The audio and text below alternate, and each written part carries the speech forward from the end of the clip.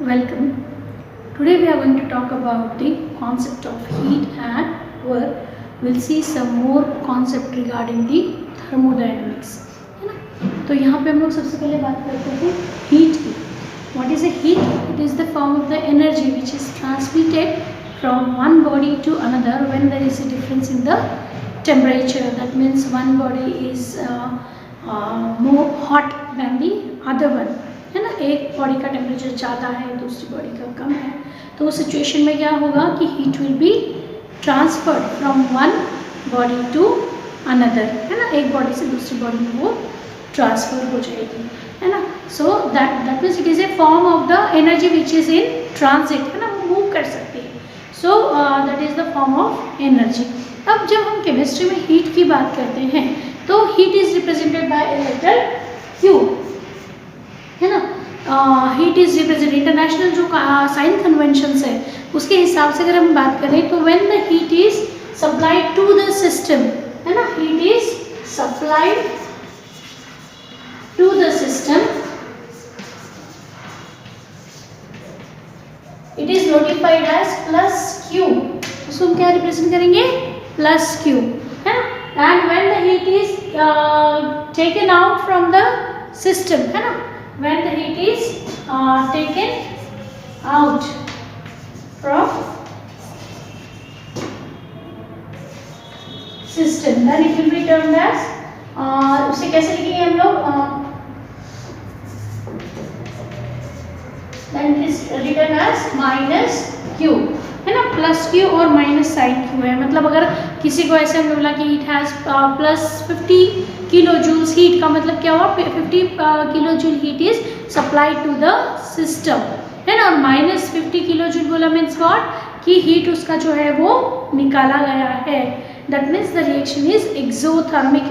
बाहर उससे सिस्टम से सराउंडिंग के अंदर हीट जो है वो ट्रांसफर हुआ है. है ना, देन इसके बाद में अपन बात करते हैं कि अगर यूनिट्स की बात करें तो heat can be measured in joules, kilo joules, calories, kilo calories. है ना, ये उसके यूनिट्स हो गए, यूनिट्स ऑफ हीट. है ना, now will talk about the work. What is work?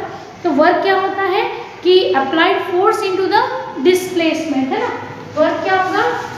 It is represented by small letter w. w से represent करेंगे, so w is equals to what? Force applied into the displacement. यहाँ पे d क्या है? Very small, and l is the length. तो displacement हो गया बहुत ही छोटा वाला डिस्प्लेसमेंट, वो हम लोग मल्टीप्लाई करेंगे into the force applied. Work is said to be done only when the displacement is in the direction of the force applied. जिस डायरेक्शन में हम फोर्स अप्लाई करते हैं उसी डायरेक्शन में अगर डिस्प्लेसमेंट होती है then and then only it would be called as positive work done. है ना, वर्क डन जो होता है that is a concept which contain always two factors. दो फैक्टर्स होते हैं उसके अंदर, एक होता है इंटेंसिटी फैक्टर और दूसरा होता है उसका कैपेसिटी फैक्टर. है, वर्क डन ये टर्म किससे रिलेटेड है? Work done is related to two factors. That means एक intensity factor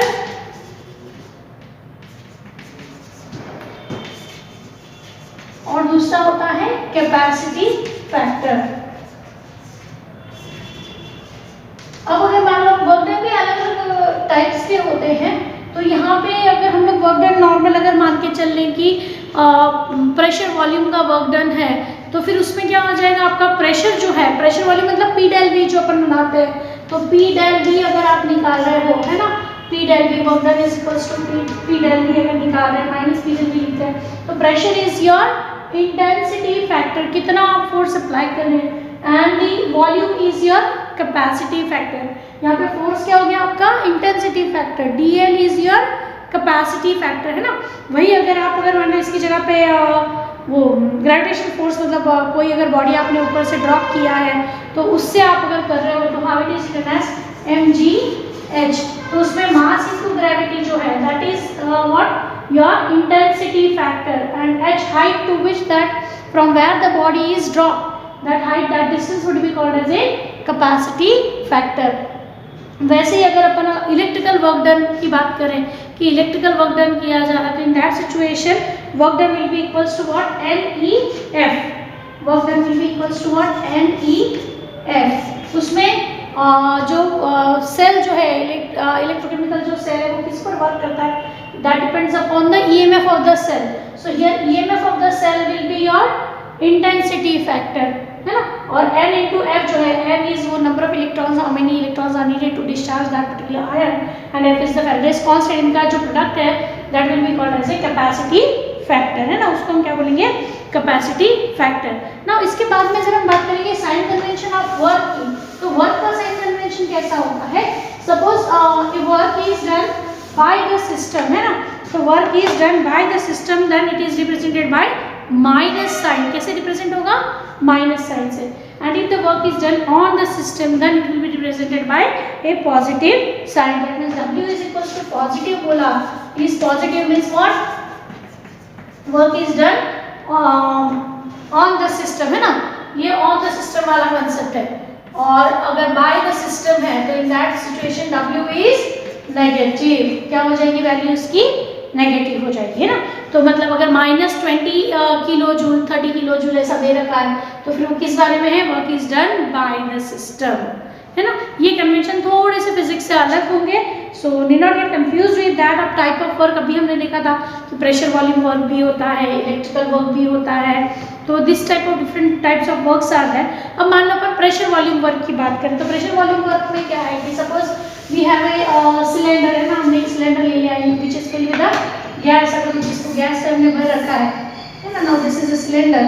now here we have piston over here, है ना. पिस्टन अपन ने लगा दिया तो piston will change the pressure, ना. प्रेशर चेंज करने वाली कॉन्सेप्ट होगी. अब भाई इसका वॉल्यूम कैसे निकालेंगे, इसका जो एरिया ऑफ क्रॉस सेक्शन होगा वो, तो ये जो कंटेनर है इसका एरिया ऑफ क्रॉस सेक्शन और इस पिस्टन का एक ही होगा. Suppose let that area be A, है ना. और ये जो डिस्टेंस है, आपने एक वेटलेस फ्रिक्शनलेस पिस्टन लगा दिया, what will happen, air will exert its own pressure. suppose ये P dash है and pressure inside है, अंदर जो भी कंटेनर का है that is P, है ना. P1 ले लिया अपन ने मान लो. तो क्या होगा कि स्लोली ये जब दोनों प्रेशर इक्वलाइज हो जाएंगे तो पिस्टन आके क्या हो जाएगा, स्टेबलाइज हो जाएगा. That means when the pressure inside the container will be equal to the atmospheric pressure, this piston will get stabilized, है ना. ये स्टेबलाइज हो गया. अब ऐसा होने के बाद ये जो डिस्टेंस आ रही है, लेंथ आ रही, लेट इट बी h, है ना. इसको अपन h लेकर चलेंगे. हाइट है ये अपना, है ना. फिर l ले लो, that let that length be l, है ना. अब ये अगर मान लो l into a करोगे तो क्या आ जाएगा आपका वॉल्यूम ऑफ द गैस, है ना. ये गैस का वॉल्यूम आपका आ जाएगा, ठीक है. अब अगर अपन डिराइव करने की कोशिश करें कि मान लो चेंज इन द वॉल्यूम, ऐसा एज्यूम करें कि हमने प्रेशर में कुछ चेंज किया.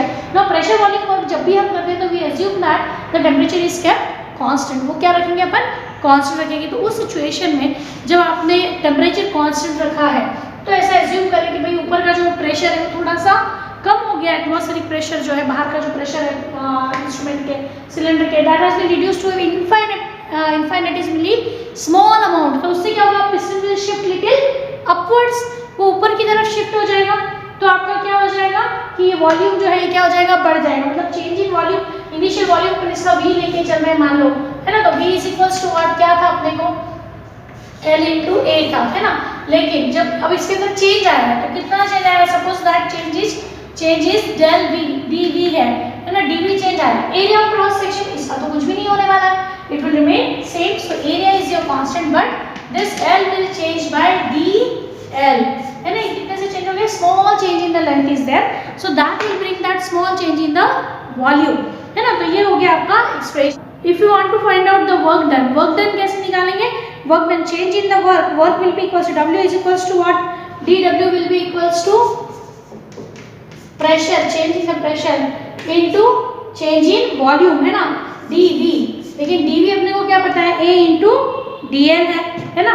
तो ये अपन ने यहाँ dl की जगह क्या लिख दिया, अपन ने A इंटू dl की जगह क्या लिख दिया, dV. That means work done is equals to minus P into del V when it is a pressure volume work, है ना. इसके बाद में अगर मान लो अपन इसका इंटीग्रेशन करेंगे, how to do the integration. Integration करने पे क्या होता है कि मान लो ये dW है, dW is equals to minus P. अब प्रेशर तो कांस्टेंट है, अपन ने क्या बोला, ये जो चेंज छोटा सा आया है उसकी वजह से ऐसा एज्यूम करेंगे कि there is no such change. जो है इनिशियल प्रेशर उतना ही प्रेशर है, ऐसा एज्यूम करके हम ले तो प्रेशर विल रिमेन सेम, कुछ भी चेंज नहीं आ रहा है. तो what about this integration of V1 to मतलब V2 लेंगे, है ना, dV. अब ये अगर इसका इंटीग्रेशन करते हैं तो क्या आता है, वो v2 माइनस v1 हो जाएगा, है ना। तो क्या बनेगा अपना expression, dw is equals to minus p into v2 minus v1, या फिर इसको अपन डेल्टा की टर्म में भी लिख सकते हैं, तो dw is equals to minus p del v, है ना। या फिर इसको अगर डेल्टा वाली टर्म में लिखे तो del change in the work is equals to minus p del v, है ना। तो ये हो गया आपका प्रेशर वॉल्यूम वर्क डन, है ना। अब ये माइनस साइन जो है ये हमें कैसे हेल्प करेगी, सपोज अब मान लो कि work is done by the system है, तो बाय द सिस्टम में क्या होगा, देयर विल बी एक्सपेंशन वाला अगर केस है तो फाइनल वॉल्यूम v2 का वैल्यू क्या होगा, ज्यादा होगा as compare to initial volume. तो ये जो आंसर है इसका सब्सट्रैक्शन का, दैट विल डिफरेंस जो आने वाला है उसका आंसर क्या पॉजिटिव टर्म में होगा। अब यहाँ पे माइनस लिखा है मतलब work is done, work done अपन ने आंसर क्या में आएगा माइनस में, that means when the work is done by the system it is represented as negative sign, है ना। और अगर मान लो it is a work of compression किया है, तो कंप्रेशन वाली की सिचुएशन में क्या होगा, v2 का वैल्यू क्या हो जाएगा, कम हो जाएगा एज कंपेयर टू v1। तो इसका जो डिफरेंस आएगा that will B negative, minus इसका आंसर आया, माइनस माइनस प्लस हो जाएगा, that means work change in the मतलब dw का जो वैल्यू है या वर्क डन जो है that is positive, that means when the work is done on the system the w will be positive, and when the work will be done by the system w will be negative, है ना। तो ये चीज होगी। Then ऐसा मान के चलते अपन दो अलग अलग सिचुएशन है कि भाई एक रिवर्सिबल एक्सपेंशन है और एक इरिवर्सिबल एक्सपेंशन, हम दोनों तरीके से इसको कर सकते हैं।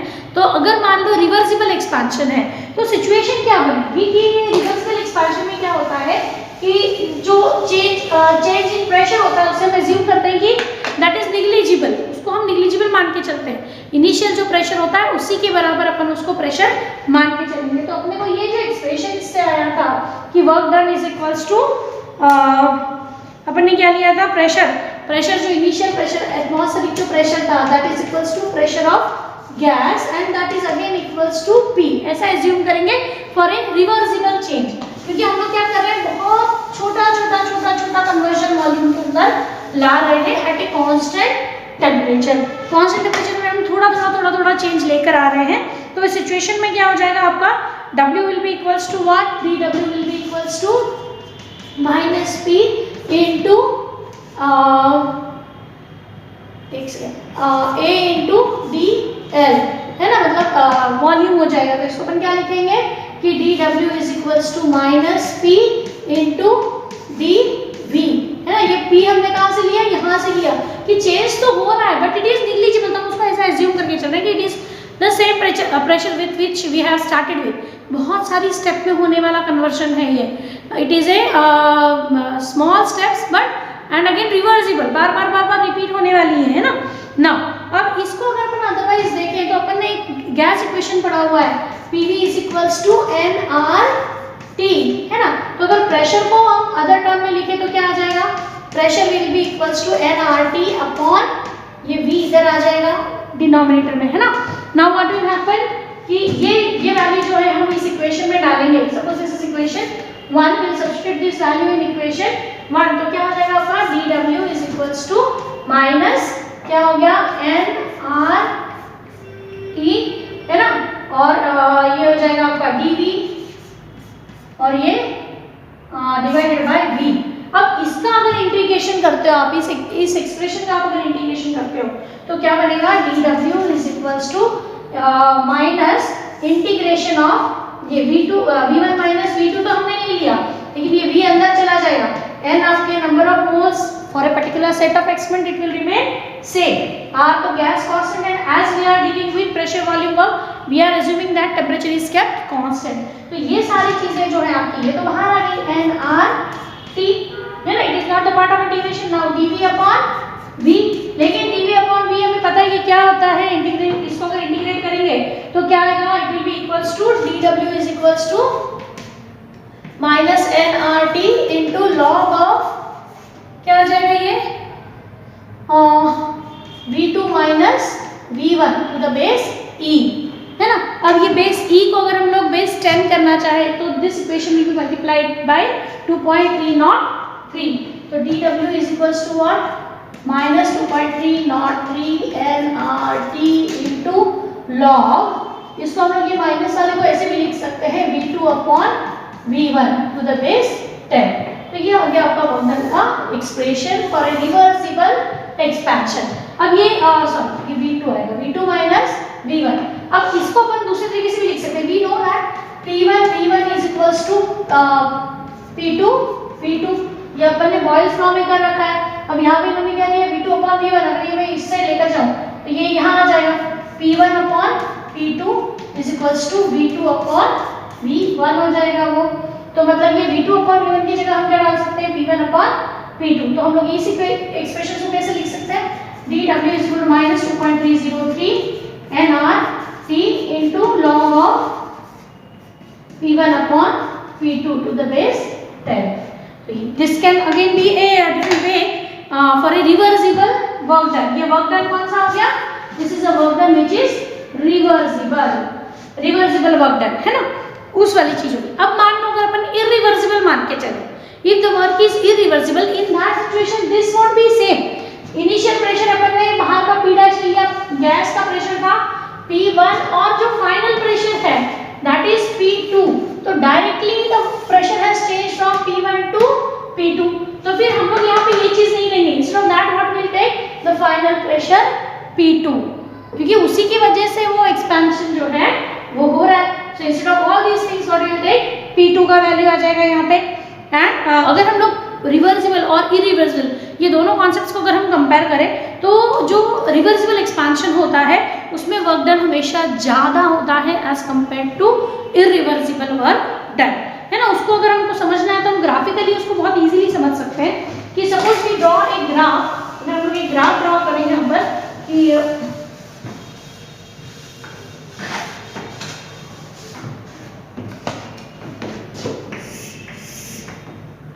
Pressure versus volume. हमें पता है कि ये दो क्वांटिटीज कैसी हैं, inversely proportional to each other, एक ज़्यादा है तो दूसरा कम है ना, वैसी वाली सिचुएशन है। तो अगर अपन ने मान लो इनिशियल प्रेशर P1 ले लिया तो वॉल्यूम V1 बहुत ही थोड़ी छोटी सी क्वांटिटी होगी, यहाँ से हमने शुरू किया। Slowly what will happen, the pressure will decrease and the volume will go on increasing, ये चीज़ होने वाली है ना। नाउ सपोज ये अपना आ गया नया volume V2 at the pressure अपन ने ले लिया यहाँ पे P2 नए प्रेशर के ऊपर ना। लेकिन now this is point A to B हमें जाना है, suppose this is C and D, A से B हम जा रहे हैं। यहाँ जाने के लिए हमें क्या करना पड़ेगा, what did we say, it is a reversible expansion taking place in infinitesimally small steps. तो हम एक स्टेप एज्यूम करके चलते हैं कि suppose a point E is there, here is point F, है ना। तो ये एक छोटा सा हिस्सा हो गया उसका। तो हर स्टेप में क्या होने वाला है, हम इस प्रेशर के डिफरेंस को निग्लिजिबल मान के चलेंगे and this is how the total work done will be sum total of all such small expansions. ये जितने भी सारे एक्सपेंशंस होंगे 1 2 3 जितने भी एक्सपेंशन होंगे उन सब का सम टोटल आएगा टोटल वर्क डन। तो टोटल वर्क डन कैसे निकलेगा, that will we can bring calculate it from the finding out the area of A, B, C, D। मतलब है ना ये सारा हिस्सा, ये पूरा का पूरा हिस्सा हम क्या करेंगे, कवर करेंगे, work done will be occupied. लेकिन if it is a irreversible change है तो उसमें क्या होता है कि instead of this what we have said, the pressure has change directly from, यहाँ से ये सीधा जर से नीचे उतर गया, that means from point P1 to directly P2। तो P2 के पॉइंट पर आने के बाद मतलब हम जो फाइनल एक्सप्रेशन निकालते that is with the help of P2 only, P1 का कोई रोल ही नहीं है। तो फिर ये आपका नया जो पॉइंट A डैश है, the work done by irreversible expansion will be calculated by calculating the surface area of A dash B C and D। मतलब आप क्या निकाल रहे हो, इतना सरफेस एरिया निकाल रहे हो। You have excluded this portion, आपने ये पोर्शन छोड़ दिया, मतलब कि ये जो वर्क डन है मतलब ये वाला हिस्सा जो है इट्स नॉट वर्किंग। तो अभी जो पहले ग्राफ और इस वाले ग्राफ को हम कंपेयर करें तो डेफिनेटली वी कैन अंडरस्टैंड कि इरिवर्सिबल एक्सपेंशन में वर्क डन कम होता है और रिवर्सिबल एक्सपेंशन के अंदर वर्क डन ज्यादा होता है। ठीक है, तो ये हो गया concept about the heat and work done, है ना। अब energy changes during the chemical reactions की अगर हम बात करें तो केमिकल रिएक्शन में एनर्जी अलग अलग फॉर्म के अंदर ली जाती है, दी जाती है ना। उसके अंदर सबसे पहले बात करेंगे हीट की। तो हीट वाली लेने देने वाली प्रोसेस को हम क्या बोलते हैं, एक्सोथर्मिक एंड एंडोथर्मिक रिएक्शंस। तो एक्सोथर्मिक रिएक्शन में क्या होगा, heat will be supplied by the system, है ना, and in endothermic reaction heat will be supplied to the system. तो हम लोग को कैसे लिखते हैं, मान लो जैसे अगर कार्बन का कंबशन है तो carbon plus oxygen will give you carbon dioxide, along with that we will write the amount of the heat, कितने किलो जूल्स हीट जो है दैट हैज बीन रिलीज, है ना, वो चीज़ हम लोग उसके साथ में लिखेंगे। तो वो क्या हो गया आपका एक्सोथर्मिक, मतलब प्लस आपने हीट लिखा है तो that means it is A exothermic expansion. और अगर माइनस हीट आपने कहीं पे लिखा है तो that will indicate the endothermic reaction है। जैसे एग्जांपल इन्होंने यहाँ पे लिया है कि carbon plus hydrogen to form acetylene, that is a endothermic change. इसके बाद में दूसरा होता है लाइट वाला। तो लाइट वाले में, लाइट में भी लाइट का एब्जॉर्प्शन वाली भी रिएक्शंस होती हैं, इमिशन वाली भी होती हैं।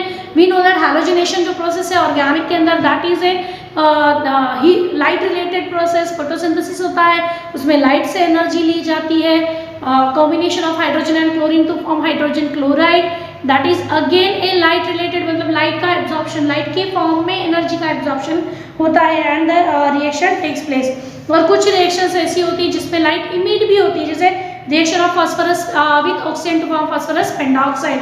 सो light is given out in, मतलब एनर्जी का फॉर्म जो होता है, जो बाहर दिया जाता है, दैट इज लाइट ओनली, है ना, लाइट के फॉर्म में। इसके बाद में मैकेनिकल वर्क डन, तो वो हीट की टर्म में हम बोलेंगे। देन उसके बाद में अगर हम देखें इलेक्ट्रिकल वर्क डन, तो electrical energy, electricity will be produce. तो ये different types of the works हो गए कि अलग अलग फॉर्म के अंदर एनर्जी का लेना देना होकर के जो है different chemical reactions are taking place, है ना। अब आने वाले डिस्कशन में will be talking about different laws of the thermodynamics. उसमें सबसे पहला very first law is zeroth law of thermodynamics. What does it states, suppose कि एक तीन अपन ने अलग अलग सिस्टम ले लिए है ना, and we assume that the system A B C है। System A is in equilibrium with the B, equilibrium मतलब कंडीशन, उसकी टर्म्स कंडीशंस सेम है। तो system A is in equilibrium with the B and B is in the equilibrium with C. अगर ऐसा है तो definitely we can say that, जैसे maths का अपन बोलते हैं कि A is equals to C और ए is in equilibrium with C. मतलब ए सिस्टम का टेम्परेचर है 50 डिग्री सेल्सियस, प्रेशर है 1 atm, तो वैसे ही बी का भी है, वो दोनों इक्विलिब्रियम में। अब बी का अगर 50 डिग्री सेल्सियस टेम्परेचर है, उसका 1 atm प्रेशर है और सी का भी उतना ही है, तो डेफिनेटली तीनों का जो है वो वैल्यू सेम ही होगा। That means all the three are in equilibrium with each other. That is the zeroth law of thermodynamics, है ना। Then the first law of thermodynamics, what does it states? Energy can neither be created nor be destroyed. Only we can convert one form of the energy into another form, है ना। उसके examples भी है हमारे पास में कि मान लो जैसे अगर तुमने वाटर का ब्रेक डाउन किया, डिकम्पोजिशन किया, water can be broken down with the help of passage of electricity, ना, इलेक्ट्रिकल वर्क डन होता है यहाँ पे। तो इलेक्ट्रिसिटी सप्लाई करनी पड़ती है and it gets decompose into hydrogen and oxygen, electrolysis of water करते हैं। तो वो जितनी भी अमाउंट ऑफ एनर्जी उसे लगी है ना, जितनी अमाउंट ऑफ एनर्जी उसने कंज्यूम की है, same amount of energy will be release when hydrogen will react with oxygen, hydrogen will burn with oxygen to form water molecules. मतलब क्या हुआ कि बॉन्ड ब्रेकिंग और मेकिंग में लगने वाली एनर्जी क्या है, सेम है। Same amount of energy will be release when that water molecule will be form, उतनी ही जितनी की उसके ब्रेकिंग के समय पे उसने एब्जॉर्ब की थी, है ना। तो एनर्जी का फॉर्म जो है वो बदल सकता है, बट मतलब मटेरियल एनर्जी है उसको हम क्रिएट नहीं कर सकते, डिस्ट्रॉय नहीं कर सकते, है ना। देन इसके बाद में एक कॉन्सेप्ट आता है internal energy and internal energy change. अब इंटरनल एनर्जी क्या होती है पहले ये समझते हैं, है ना। इंटरनल एनर्जी क्या हो गया तुम्हारा कि जो मॉलिक्यूल्स हैं या सिस्टम जो है इंट्रिंसिक प्रॉपर्टी के अंदर ये आती है। तो इसमें क्या है कि मॉलिक्यूल की vibrational energy, rotational energy, transitional energy, ये सारी उसकी एनर्जी का जो सम टोटल होता है हर एक मॉलिक्यूल का, वो पूरा क्या हो गया उसका सम total, that will be the internal energy of that particular molecule. और अगर हम सिस्टम की इंटरनल एनर्जी की बात करें तो सिस्टम में जितने भी कंपोनेंट्स हैं उतने कंपोनेंट्स की इंटरनल एनर्जी का sum total, that will be the internal energy of the system. It is represented by capital letter U और कैपिटल लेटर E, इससे इसको हम रिप्रेजेंट करते हैं ना। तो अब ये चीज़ हो गई। एंड इंटरनल एनर्जी चेंज अगर हमें निकालना, how to write down change, it is written by del delta E या फिर delta U। And how to find out change in the internal energy, final internal energy minus initial internal energy, है ना। तो कैसे लिखेंगे हम लोग इसको, सपोज डेल E निकालना है आपको, del E is equals to what, E2 minus E1। E2 क्या है उसका फाइनल जो कंपोनेंट्स बचेंगे या होंगे उनका internal energy, total internal energy, और E1 क्या है जिन रिएक्टेंट्स से आपने स्टार्ट किया था उनकी internal energy. So final internal energy minus initial internal energy will give you the change in the internal energy of the system, ठीक है। Then mathematical formulation of the first law of thermodynamics, है ना। अब अगर अपन you निकालें कि भाई energy change अगर हमें निकालना हो तो कैसे निकालेंगे कि अपने को U2 मतलब internal energy of the product अगर निकालना है या फाइनल, तो क्या करेंगे, इनिशियल लेंगे प्लस हीट कितना हुआ एंड वर्क डन, इन तीनों का सम टोटल जो होता है that will give you the final conversion, final change देगा। अब ये U2 में से अगर U1 माइनस कर देंगे तो वो क्या हो जाएगा, change in the internal energy. तो अपन U2 माइनस U1 कर दो तो that will be equals to Q plus W, that means change in internal energy that is equals to Q plus work done, that means the heat transfer plus work done, इन दोनों का sum total करेंगे तो हमें क्या मिलेगा, internal energy change will be obtain, है ना। Del U is equals to Q plus W, ठीक है। Then change in the internal energy is equals to the heat supplied to the system and the work done on the system। अगर मान लो अपन ऐसा assume करें कि उसके अंदर there is no work done, कोई वर्क डन नहीं हुआ है उस कन्वर्जन के अंदर, तो W का वैल्यू क्या हो जाएगा, W will be equals to if W is equals to 0, तो in that situation internal energy is equals to or change in internal energy is equals to what, heat change, heat में क्या changes आए हैं वो हो गए। और अगर आप मान के चलें कि if Q heat there is no change in the heat, Q is equals to 0, then del U is equals to what, that is equals to work done on the system, है ना। तो ये चीज होगी।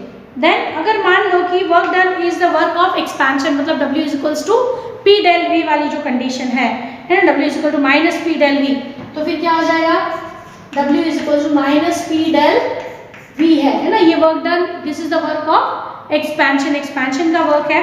तो in that situation what will happen, अपन ने क्या पढ़ा था अभी कि U वाला क्या निकाला था, U is equals to del U is equals to Q plus W, so instead of this W will substitute this value, so del U is equals to what, change in internal energy is equals to Q।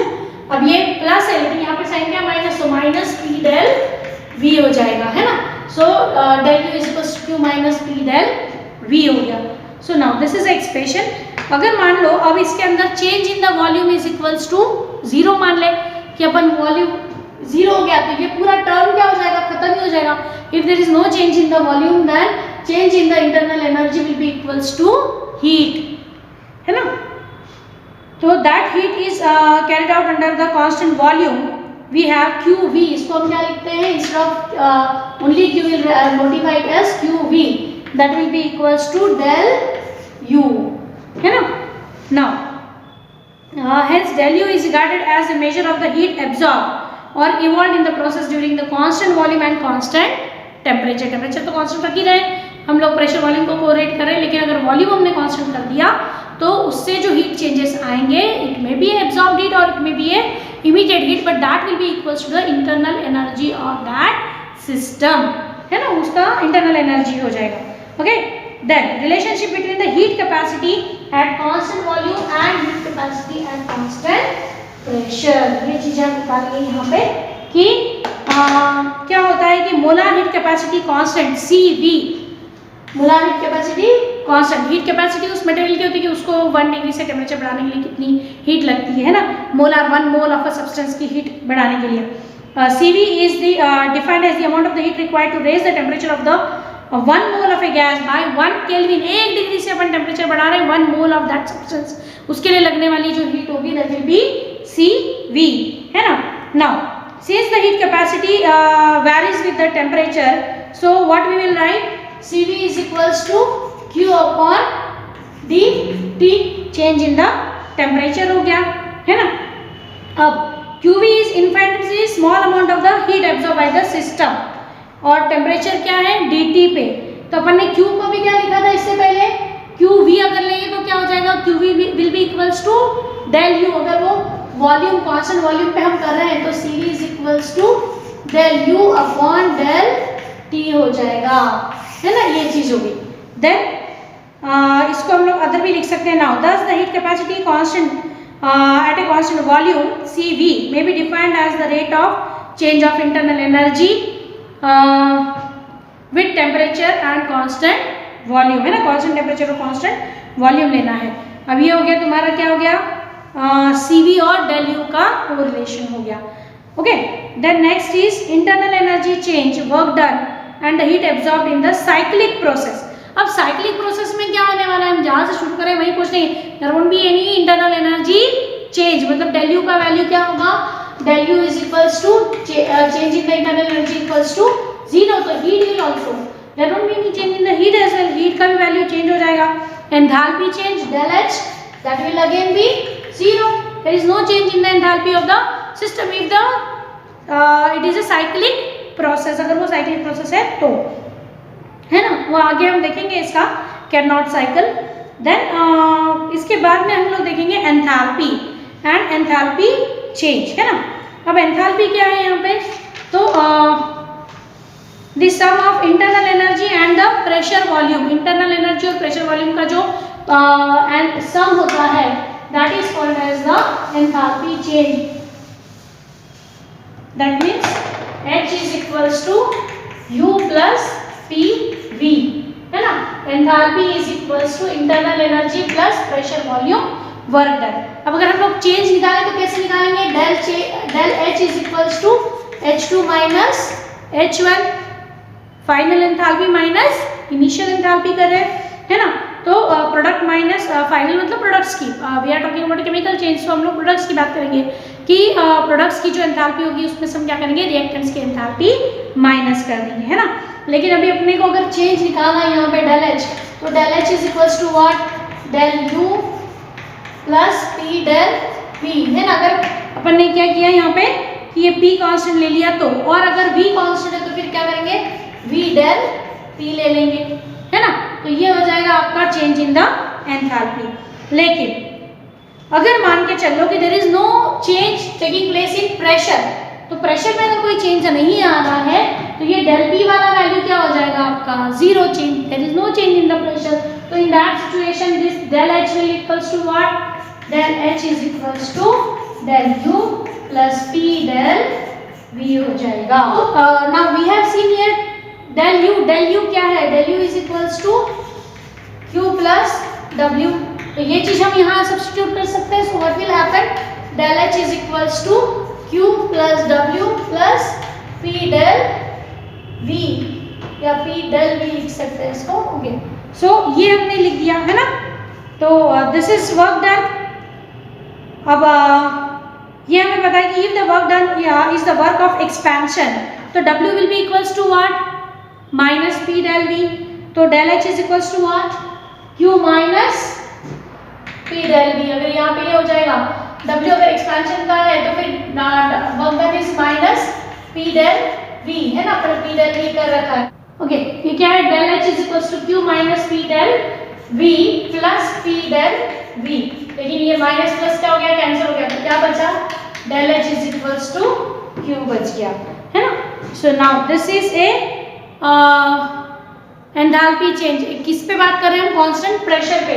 So this is QP, ये क्या हो गया, QP is refers to as the heat change occurring at a constant pressure, है ना।